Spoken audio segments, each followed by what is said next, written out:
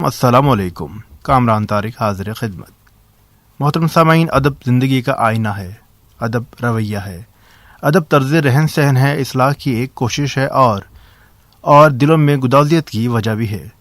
آج انہی رویوں، طرز رہن سہن، اصلاح کی کوشش اور دلوں میں گدازیت کی حوالے سے بات کرنے کے لیے ہم نے اپنے اسٹوڈیوز میں ایک صاحب طرز ادیب کو مدعو کیا ہے.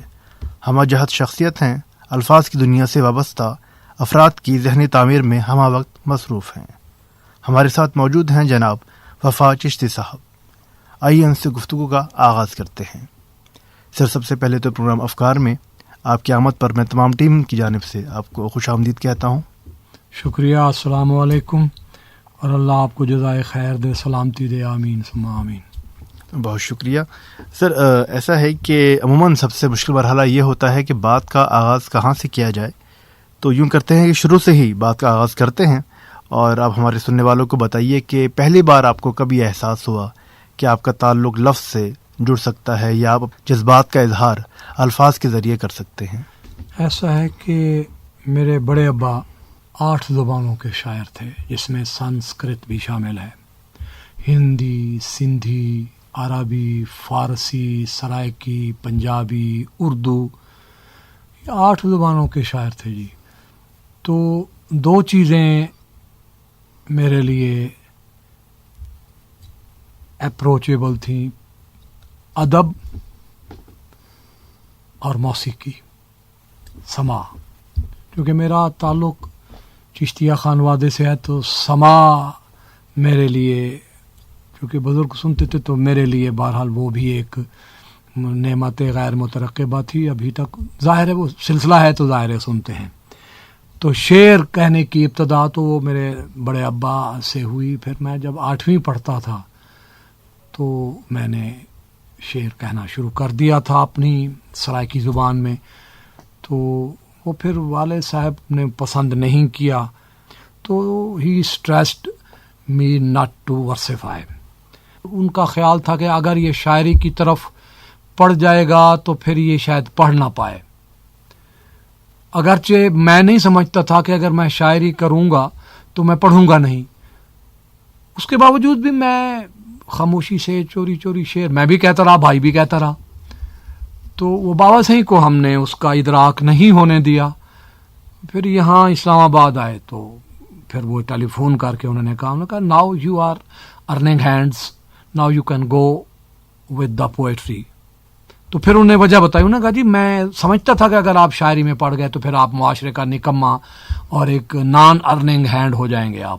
میں لفظ کا دشمن نہیں ہوں، میں چاہتا تھا کہ آپ ذمہ دار آدمی بنیں. اب آپ ذمہ دار آدمی ہو گئے ہو، آپ شعر کہہ سکتے ہو. سر، یہ تو بہت خوب رہا کہ آپ نے اپنے والد صاحب کے اعتبار کو ٹھیس نہیں پہنچائی اور شاعری اور امور زندگی کو ساتھ ساتھ لے کے. آپ آج کے دور میں اور اس دور کو کس طرح دیکھتے ہیں کہ آج کے دور میں بھی شعراء بیزار عدم رہنا پسند کرتے ہیں، یا آج کا جو شاعر ہے وہ عملی زندگی میں بھی اتنا ہی کامیاب ہے جتنا کہ وہ شعر کہنے میں کامیاب ہو رہا ہے؟ ایسا ہے کہ پیپل ٹو پیپل کانٹیکٹ بڑا اسٹرانگ تھا اس زمانے میں، مگر زندگی سلو تھی، اس میں کوئی شک نہیں ہے. علم اس طرح جس طرح آج علم کی وفرت ہے، علم اس طرح نہیں تھا، مگر لوگ جو لوک دانش تھی، فوک دانش، اس کے آسرے پر اپنی زندگی کے شب و روز جو ہے انہوں نے استوار کیے ہوئے تھے، اور آلموسٹ زندگی ان کی پرسکون تھی. آج زندگی تو پرسکون نہیں ہے، مگر آج کا شاعر جتنا کامیاب شاعر ہے اس سے کہیں زیادہ معاشی طور پر اسٹرانگ آدمی ہے. مطلب ہے کہ آج کے دور میں سیکریٹری آف دا اسٹیٹ وہ بھی شعر کہہ رہا ہے اور ہمارے ساتھ بیٹھتے ہیں. نائب قاصد اگر کوئی شاعر اچھا ہے تو وہ سیکریٹری صاحب سے سینئر پڑھتا ہے، اور سیکریٹری صاحب اس بات کو مائنڈ بھی نہیں کرتے، اور سیکریٹری صاحب یہ مینشن بھی نہیں کرتے وہاں حلقہ 11 میں کہ وہ سیکریٹری ہیں. اور بعض اوقات تو بہت سالوں بعد پتہ لگتا ہے کہ یہ بندہ ایڈیشنل سیکریٹری ہے یا ڈپٹی سیکریٹری ہے یا جوائنٹ سیکریٹری ہے، یہ فلاں محکمے میں بندہ ہے. کوئی بندہ اپنے محکمے کو مینشن ہی نہیں کرتا. مگر ایک بات مجھے کہنے کی آپ اجازت عطا فرمائیں کہ آج کا شاعر जितना अच्छा शायर है उससे कहीं ज्यादा कामयाब मुआशी तौर पर और समाजी तौर पर कामयाब आदमी भी है आज की। सर, आपने बहुत खूबसूरत बात कही कि अदबी महफिलों में अक्सरियत ऐसे अफराद की है जो कि तफरकाबाजी नहीं करते, लेकिन हम कहीं कहीं देखते हैं कि कुछ लोग यहाँ ऐसे भी पाए जाते हैं जो अदबी ग्रोह बंदियों से थोड़े से बेजार हैं। आपके ख्याल में क्या उनकी बेजारी ठीक है या गलत है, या ये रवैया अगर है भी तो क्यों है? गुजारिश ये है कि फिक्र हर कस बकदर हिम्मत उस्त, इसका मतलब ये है कि सोचने का जो तर्ज है बंदे का वो उसकी तौफीक के मुताबिक होता है। आप में भी कि आप जब सोचने बैठते हो, अपनी ज़िंदगी को प्लान करते हो, तो आप आने वाले 50 साल सोचते हो कि जी मैं अब शादीशुदा हो गया हूँ, मेरे छोटे बच्चे हैं, बच्ची है, इसके लिए मुझे, बच्ची के लिए मुझे ये करना है, बच्चों के लिए तालीम के लिए मुझे ये करना है, इतना मुझे पासअंदाज करना है, बिल भी मैंने भरने हैं। तो वो आप एक बाकायदा कैलकुलेशन करके और अगले 50 साल की, और फिर मुआशरे में अपने बिहेवियर तय करके आप चलते हैं। तो ये आपको वक्त ने अता फरमाया। तो वो फिर जब आप सोचेंगे तो आपका लोगों के साथ जो इंटरेक्शन है, बहुत कम मुकामात पर आप इख्तलाफ करेंगे, इसलिए कि आप समझेंगे कि मुझे इख्तलाफ करने की ज़रूरत इसलिए नहीं है कि अगर मैं इख्तलाफ करता भी हूं तो it will make no effect upon the society. इख्तलाफ राय होना कोई ऐसी बुरी बात नहीं है, मगर पार्टीबाजी और ग्रोहबंदी का जो एक रुझान है वो लोग करते हैं जिनके पास ज़रे नकद नहीं होता ख्यालात और तौफीकात के हवाले से, जिनके पास कोई आवाम को देने के लिए कोई अच्छा अछूता ख्याल नहीं होता, और वो चाहते भी हैं कि जी मैं असातिज़ा में गिना जाऊं, इसके बावजूद कि वो शागिर्द होने के काबिल भी नहीं होते।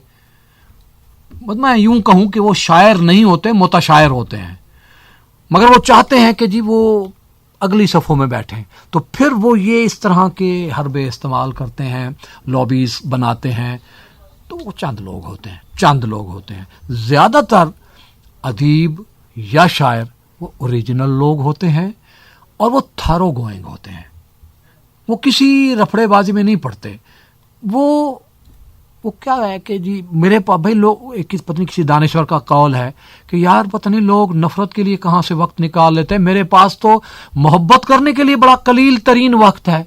तो जो ओरिजिनल शुआरा हैं वो मुब्तलाए मोहब्बत हैं, इंसान और इंसानियत के लिए, ज़िंदगी और ज़िंदगी के मामलात के लिए वो मुब्तला हैं। वो सोचते हैं कि यार किस तरह मैं अपने लफ्ज़ के रास्ते लोगों को बता सकूं कि what is what and who is who. तो हम कोशिश कर रहे हैं कि वो खद खाल उलीक कर बताएं लोगों को कि ये ज़िंदगी कुछ इस तरह, आज के दौर में इस तरह है, कल उस तरह होगी, परसों उस तरह होगी, आने वाले ज़मानों में इस तरह, बहुत आगे आने वाले ज़मानों में शायद इस तरह होगी। तो मेरा अर्ज़ करने का मकसद ये है कि जो सोचने वाले लोग हैं वो अपने अपने हिस्से की ड्यूटी कर रहे हैं। जितना जितना अल्लाह ने जिसको फिक्र दी है उतना उतना वो खिदमत खल्क के जज्बे में सरशार चला जा रहा है, और इस सफ़र में वो जो उसकी ज़ात पर, जो उसके रूह पर कटाव चीर हो रहा है, उसका वो कोई हिसाब नहीं रख रहा। इसलिए कि वो एक अजीब सी एक सरशारी में है कि मैं कोई काम कर रहा हूँ जिसके लिए मुझे मेरे मालिक ने मुंतखब किया है, और वो उसी सरशारी में चला जा रहा है। अपने ऊपर गुजरने वाले मामलात का वो कोई हिसाब नहीं रख रहा। सर, ये तो आपने बहुत खूबसूरत बात कही कि हर अच्छा अदीब अपने अंदर मशरती इस्लाह के ख़यालात का एक मजमुआ होता है, लेकिन हम देखते हैं कि पाकिस्तान में मुख्तलिफ रंग हैं, मुख्तलिफ सूबे हैं, मुख्तलिफ ज़बानें हैं। हर लिखने वाले अपनी ज़बानों में भी लिखते हैं, इलाक़ाई ज़बानों में, सूबाई ज़बानों में। आपके ख़्याल में जो इलाक़ाई ज़बानों के शोरा हैं या अदब से वाबस्ता अफराद हैं, उनके यहाँ भी ऐसा कोई एहसास कमतरी नहीं है कि हमें शायद वो मौक़े नहीं मिल पा रहे जो उर्दू में शेर कहने वाले को मिल रहे हैं? ऐसी बात नहीं है। देखें, जो दरिया जब बनता है तो पहाड़ों से जो बर्फ़ पिघलती है और छोटे छोटे नदी नाले आके ملتے رہتے ہیں دریا میں. اگر وہ چھوٹے چھوٹے ندی نالے ملنا بند کر دیں دریا میں تو دریا ایک چھوٹی سی نالی رہ جائے گا. واہ، بہت خوب. دریا، یہ جو قومی زبان کے شعراء ہیں، کسی صورت، کسی مقام پر، کسی حوالے سے اردو شعراء کرام سے کم مرتبے کے حامل لوگ نہیں ہیں. ان کے ہاں ایسے مفاہیم اور مطالب موجود ہیں اور اتنا کڑکڑاتا ہوا شعر کہہ رہے ہیں وہ اپنی زبان میں. اور اب ہمارے جو ادارے ہیں شعر و ادب کا، جنہوں نے پرچم اٹھایا ہوا ہے اس کے ارتقاء کے لیے، تو وہ جو قومی زبانوں کے شعراء ہیں ان کو باقاعدہ ریکگنائز کر رہے ہیں، اور ان کے لیے بڑے بڑے مطلب ہے کہ وہ رکھے ہوئے انسینٹیوز رکھے ہوئے ہیں کہ کتاب بالفرض محال، آپ پشتو ادیب ہیں اور آپ کو یہ کتاب لے آئے، آپ نے اکیڈمی آف لیٹر کو وہ کتاب جمع کرا دی. اتفاق سے اس سال میں پشتو کی کوئی کتاب نہیں آئی دوسری، یا آئی ہیں تو 2 3 4 کتابیں، تو اس میں آپ کی کتاب کا جو کانٹینٹ ہے وہ توانا ہے. تو اردو کے ادیب کو جو انعام ملتا ہے 10 لاکھ، وہ قومی زبان کے شاعر کو بھی 10 لاکھ پلس کچھ اور مرات ہیں جو وہ اپنا اکیڈمی دیتی ہے.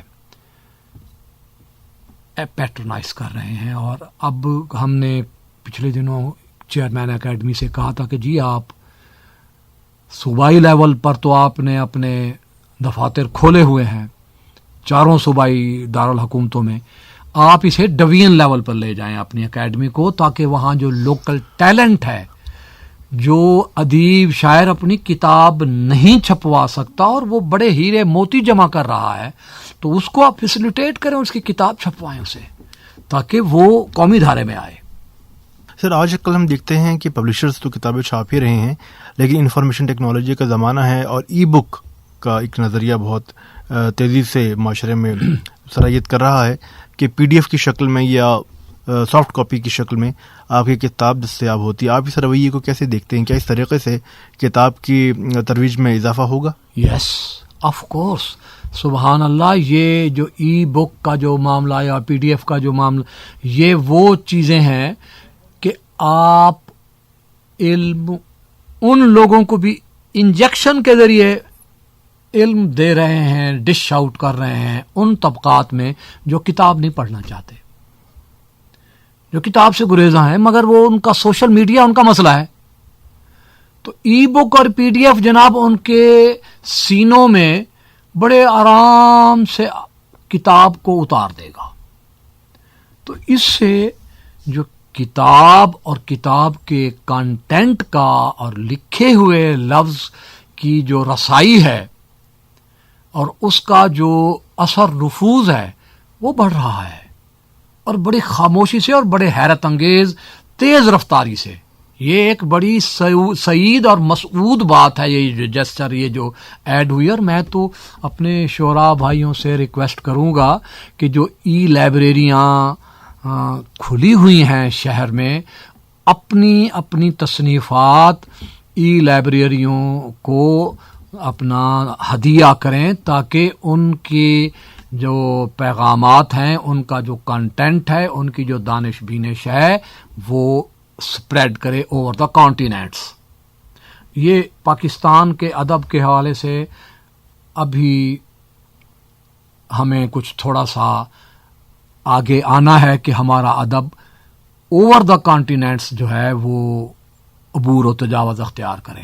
ابھی ہم انٹرنیشنل کمپٹیشن میں ہمارا ادب، اس کے باوجود کہ اس میں بہت توانائیاں موجود ہیں، مجھے یہ ابھی تک حیرت ہے کہ ہمارے تراجم نہیں ہوتے ادب کے. اگر ہوتے، اکیڈمی کراتی بھی ہے تو بہت قلیل لیول پر، اور جو تراجم ہوتے ہیں اس میں شاید انٹرنیشنل لیول پر ان کی پذیرائی جو وہ کر نہیں پاتے. اس لیے کہ آپ کو انگریزی ترجمہ کرنا ہے تو آپ کو برطانوی محاورے کا خیال رکھنا ہے. انڈیونزم جو ہم یہاں انگریزی استعمال کرتے ہیں پاکستان میں، اسے انڈیونزم کہتے ہیں. وہ محاورہ مشکل سے ہی برطانیہ میں یا انگریزی دان طبقوں میں جو انٹرنیشنل ہے اپنا کمیونٹی ہے وہ انڈینزم کا شکار جو لہجے ہیں ہمارے وہ اپنا راستہ بنا نہیں پاتے اس طرح جس طرح کے بنا لینا چاہیے. تو اس معاملے پر توجہ کرنے کی ضرورت ہے. جو صاحبان زماں میں اختیار ہیں, جو صاحبان اختیار بست و کشاد ہیں, ان کو اس بات کی ضرورت ہے کہ وہ ترجمہ ایسا ہونا چاہیے کہ دیکھنے والا جب پڑھے تو وہ اوریجنل لگے, ترجمہ لگے ہی نہ. یہ میں اسے ترجمہ شمار کرتا ہوں کہ جو ترجمہ کسی فن پارے کا ہوا ہے, اردو فن پارے کا, پشتو کا, بلوچی کا, سرائکی کا, پنجابی کا, سندھی کا, بلتی, شینا, جتنی زبانیں ہمارے ہاں بولی جاتی ہیں, تو پوٹھوہاری, اپنا براہوی اور یہ آپ کا جو ہندکو ہے, مطلب ہے کہ ان زبانوں میں بڑا بڑا ادب پڑا ہوا ہے, بڑا بڑا ادب پڑا ہوا ہے. ضرورت اس امر کی, اور انٹرنیشنل لیول کا ادب پڑا ہوا ہے. میں آپ سے عرض کر رہا ہوں, اگر ان کے پراپر ترجمے ہوں اور معیاری ترجمے ہوں, اس میں اعزا اقربا پروری نہ ہو. اس معاملے میں اقربا پروری کا جو ایک عنصر ہے, تلاش اور جستجو کا عنصر, اس کا بڑا فقدان ہے کہ ایک جو پروٹوٹائپ بندہ مترجم ہاتھ آیا ہوا ہے اسی کو دیے جا رہے ہیں. تو یہ نہیں ہونا چاہیے, تلاش کیا جانا چاہیے بندہ. سر, چونکہ آپ کا اکیڈمی ادبیات بھی آنا جانا رہتا ہے اور دیگر بھی سرکاری ادبی اداروں میں بھی یقیناً آپ کی افسران اعلیٰ سے ملاقات ہوتی ہوگی, تو آپ ادب کے فروغ میں جو ہمارے سرکاری ادارے جو کچھ بھی کام کر رہے ہیں, آپ اس سے مطمئن ہیں؟ میں مطمئن ہوں بھی, اور تھوڑا سا مزید توقع رکھتا ہوں کہ معاملات کو آگے بڑھایا جائے. مگر مسئلہ ان اداروں کا اسکیئرسٹی آف فنڈز ہے. فنڈز اب ایک بڑی ملٹی پرپز بلڈنگ, اسے پتنی 10-12 سال ہو گئے اکیڈمی میں بن رہی ہے. فنڈ کی شارٹیج کی وجہ سے پتنی چیئرمین جتنے بھی آئے ہیں وہ پتنی کتنی تگو داؤ کر قسطوں میں وہ بلڈنگ بن رہی ہے اور ابھی تک پوری طرح بن نہیں پائی. اور وجہ وہی فنڈز ہے. فنڈز اگر ان اداروں کو دیے جائیں, اس لیے کہ یہ قوم کی تعمیر کر رہے ہیں یہ ادارے, ان کے پاس پروگرامز ہیں, ان کے پاس آئیڈیاز ہیں, ان کے پاس ٹیلنٹ ہے, سب کچھ ہے. مگر مسئلہ یہ ہے کہ اس سارے معاملات کو عملی جامہ پہنانے کے لیے پیسہ چاہیے, پیسہ ہے نہیں. تو جو تھوڑا بہت ان کے پاس اویلیبل ہے اس سے بہت زیادہ کام لے رہے ہیں وہ, اور کوشش کر رہے ہیں کہ کوئی سلسلہ بنا رہے. They are doing well. Sir, ایسا کرتے ہیں کہ ادب کی بات ہو رہی ہے, کتاب کی بات ہو رہی ہے, خیالات کی بات ہو رہی ہے, تو ساتھ ہی ہم آپ سے درخواست کریں گے کہ ہمارے سامعین کی نظر اپنا کچھ کلام کیجیے. جی, میں ایک غزل ہے سامنے جو پڑی ہوئی ہے. جی ضرور. غالب کی زمین میں یہ غزل ہے. جی واہ, کیا خوب ہے. عرض کرتا ہوں کہ ایسا کیا ہے سحر نہیں آتی, ایسا کیا ہے سحر نہیں آتی, جھانکتی ہے مگر نہیں آتی. واہ واہ, کیا اچھا ہے, کیا اچھا ہے. سیڑھیاں چڑھ رہی ہے صدیوں سے, سیڑھیاں چڑھ رہی ہے صدیوں سے, زندگی بام پر نہیں آتی.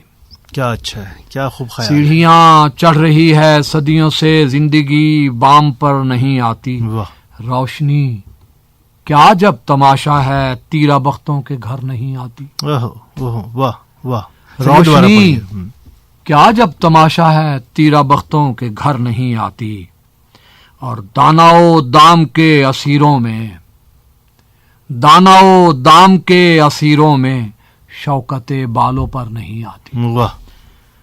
اور زیست وہ بے نشاں عبارت ہے, روشنی میں نظر نہیں آتی. کیا اچھا. زیست وہ بے نشاں عبارت ہے, روشنی میں نظر نہیں آتی. بہت خوب. اور اگر اجازت ہو تو احمد فراز کی زمین میں ضرور 5-6 شعر ضرور غزل کے ہیں وہ عرض کروں. نگار خانہ جام اتر کے دیکھتے ہیں, یہ کیا جہاں ہے, اسے آنکھ بھر کے دیکھتے ہیں. واہ. फराज़े दार पे शायद खुले दरे इल्हाम, फराज़े दार पे शायद खुले दरे इल्हाम, सो इस निहायत ला से गुजर के देखते क्या अच्छा है, वाह वाह। सो इस निहायत ला से गुजर के देखते हैं, यही है शर्त अगर बार याब होने की, यही है शर्त अगर बार याब होने की, तो खाक होके सरे राह बिखर के देखते हैं। वाह क्या यही है शर्त अगर बार याब होने की, तो खाक होके सरे राह बिखर के देखते हैं, उसी मुकाम पे देखा है तुझको बेपर्दा, उसी मुकाम पे देखा है तुझको बेपर्दा, सुबुक वजूद जहां तुझको मर के देखते हैं, वाह वाह। उसी मुकाम पे देखा है तुझको बेपर्दा, सुबुक वजूद जहां तुझको मर के देखते हैं, ये कौन शहरे मोहब्बत की जां हुआ कि जिसे सरायर अपनी नमू से उभर के देखते हैं। क्या अच्छा है, वाह वाह। बस जनाब कोशिश कर रहे हैं कि कुछ ऐसा कह लें कि अपने आप को कुछ कम से कम इतना इत्मीनान हो कि हाँ जी हम अगर आए थे और कोई हर्फ और मानी के हवाले से कोई जिम्मेदारी थी, तो चलो लंगड़ा लंगड़ा के सही कुछ फासला तय किया हमने। एक तख्लीककार की खूबी ये भी होती है कि वो कभी भी अपनी तख्लीक से मुतमईन नहीं होता, होना भी नहीं बेहतर चाहिए। से बेहतर की तलाश में जी रहता है। जी हाँ, उसमें अगर आप कोई अदीब, कोई शायर, कोई फिलासफर अपने कंटेंट से मुतमईन हो गया तो गोया उसका सफर खत्म हो गया, स्टैग्नेटेड स्टेज पर आ गया वो। तो स्टैग्नेशन जो है तो वो तो खतरनाक शय है। वो जो गर्म जोशी है जिंदगी की, पलटना झपटना फिर पलटना, ये है असल असूल जिंदगी। जो आप सरगर्म अमल रहें, मौज जो अपने जोश और कुव्वत में मेन धारे से और बाकी सारे धारों को काटती चीरती हुई जो साहिल पर आ गिरती है, थोड़ी देर के बाद रेत उसे जज्ब करके फना कर देती है। मौज है दरिया में और बैरून दरिया कुछ नहीं। मौज की जो कुव्वत है वो दरिया में है तो मौज है। वाह बहुत खूब। अदरवाइज साहिल दरिया पर वो जो खुनकी होती है बस फिर वो है, फिर वो मौज नहीं। बहुत अच्छा सर, यहाँ एक सवाल मैं पूछना चाहूँगा आपसे कि हमारे यहाँ कमर्शलिज्म का दौर भी है। शोरा हजरात गीत लिखते हैं जब, तो कमर्शल उसके ज़ाहिर सी बात ज़ावी हैं। तो आपके ख्याल में कमर्शलिज्म ने शायरी को नुकसान पहुँचाया है? Little bit. देखें, आपके पास गिना चुना शऊरी और शेयारी सरमाया होता है। से मिसाल के पास कि किसी के पास 5 लाख पड़े हैं, अब उसका एक मद है खर्च करने की, रोटी, उस पे खर्च कर रहा है तो 5 लाख कुछ अरसा चल जाएंगे। अब अगर उसमें आपने सैनमा बीनी और जनाब तमाश बीनी भी शामिल कर दें तो वो जो मतलब है कि जो 5 लाख अगर 5-6 महीने 7 महीने साल भर जिन्होंने चलना है तो वो फिर 3 महीने भी नहीं चलेंगे। लिटिल बिट फर्क तो पड़ता है कि जब आप हिस्सा निकाल के अपने शऊर ला शऊर में से, खजाने में से, जो आपका जो एक फर्ज मनसबी है, जो आपने आने वाले कल को और मौजूदा ज़माने को और गुजर चुके हुए ज़माने को मिला के आपने एक जो अपना पेश करना है अपना ख्याल, तो उसमें तो थोड़ा सा खसारा तो होगा। जब आपने कमर्शलिज्म के हवाले से कोई गीत, इश्तिहारी गीत लिखा, कोई फिल्मी गीत लिखा, तो और कोई, मैं उसे कोई बुराई भी नहीं समझता, इसलिए कि शायर ने रोटी तो खानी है। लेकिन सर हम यहाँ ये भी देखते हैं कि हमारे बहुत से नए लिखने वाले शोहरत के पीछे ज़्यादा भागते हैं और उन्हें ऐसा लगता है कि अगर उनका लिखा हुआ गा लिया जाए تو وہ وقت سے پہلے مشہور ہو جائیں گے۔ آپ کے خیال میں ایسا نہیں ہے کہ گیت کی شکل میں جب شاعری سامنے آتی ہے تو بعض اوقات اتنی معیاری نہیں ہوتی جتنی کی ہونی چاہیے، اور وہ مشہور بھی ہو جاتی ہے، اور لکھنے والا ساری عمر اپنے معیار سے ہٹتا نہیں ہے، وہیں رک جاتا ہے؟ میں آپ سے عرض کروں، میرے بہت سارے جونیئرز، میرے ہم عصر، میرے سینئر، انہوں نے ایسا کیا۔ یہ جو ناپختگی کے عالم میں شہرت کے پیچھے بھاگنا ہوتا، شہرت، آپ شہرت سے رخ پھیر کر بیٹھ جائیں وہ آپ کے قدم چومنا شروع کر دے گی، مگر آپ اپنا جو فکری نظری سفر ہے اس میں خسارہ نہ آنے دیں، اس میں کجی نہ آنے دیں۔ شہرت خود بخود آپ کے قدموں، ذرا دیر سے پہنچے گی مگر پہنچ جائے گی۔ یہ ایسے ہی ہے کہ ایک آدمی 100 میل فی گھنٹہ کی رفتار سے جا رہا ہے تو وہ 15 منٹ میں گھر پہنچ جائے گا۔ ایک آدمی 35-36 میل فی گھنٹہ کی رفتار سے جا رہا ہے، آرام سے جا رہا ہے، تو راستے میں وہ دیکھتا ہے کہ یار کوئی چیز پڑی ہوا، روکتا ہے، آرام سے دیکھتا ہے تو وہ کوئی پیسے ہیں، کوئی سونا ہے، وہ اسے ایڈیشنل ملا، گھر بھی پہنچ گیا۔ علامہ کا ایک فارسی کا مصرع ہے، ایک ہی مصرع مجھے یاد ہے، ناپختہ بروں آئد از خلوت مے خانہ۔ وہ جو آپ اپنی ذات کی خلوت سے قبل از وقت باہر آ جاتے ہیں، اپنی ذات کی خلوت میں جو آپ کو اپنے نگار خانہ ذات میں ارتکاز کر کے فکر اور خیال کا جو آپ نے سفر کو اکمپلش کرنا ہوتا ہے، جب وہ آپ نہیں کریں گے تو آپ کے معاملات میں خسارے رہ جائیں گے، لوپ ہولز رہ جائیں گے، تو اس کی پھر لائف بڑی کم ہوتی ہے۔ اب آپ دیکھیں کہ میر تقی میر کو، کیا اس کے زمانے میں شعراء نہیں ہوں گے؟ کتنے شعراء کو جانتے ہیں میر تقی میر کے ہم عصروں کو، اور غالب کے ہم عصروں کو کتنے لوگوں کو جانتے ہیں آپ؟ جبکہ اس زمانے کے حوالے سے کہا جاتا ہے کہ گھر گھر میں مشاعرے ہوا کرتے تھے۔ یہی بات ہے۔ تو صرف میر کے بعد غالب صاحب دانش و بینش کو خسارہ تو ہوتا ہے کہ جب آپ بہت زیادہ خرچ کرنا شروع کر دیں گے اس میں سے جو آپ کے پاس پس انداز پڑا ہوا ہے، اثاثہ جو اساس البیت آپ کے پاس ہے، اس میں سے اگر صرفے سے خرچ کریں گے تو وہ بڑے طویل عرصے تک چلے گا۔